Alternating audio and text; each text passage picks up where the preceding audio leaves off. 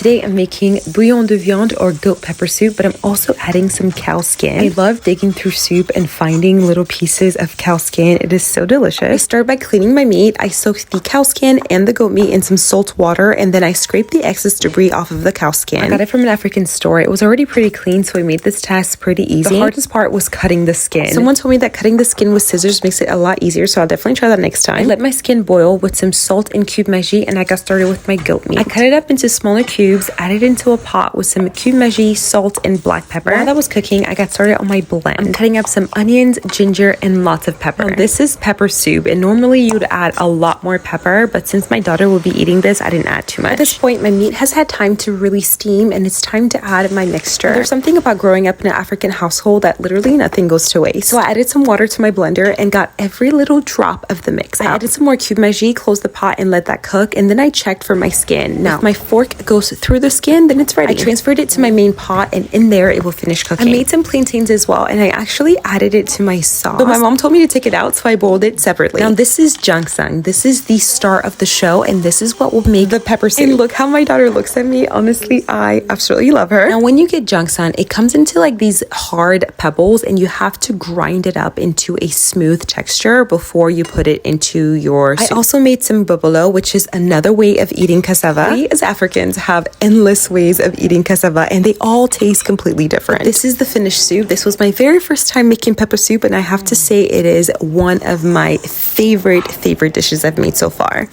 As I was eating it, I was just thinking, oh my gosh, where's my dad to try my food? I cooked with jang-sang for the very first time. He would be so happy. But that's it. I'll see you tomorrow. Love you. Bye. Yeah.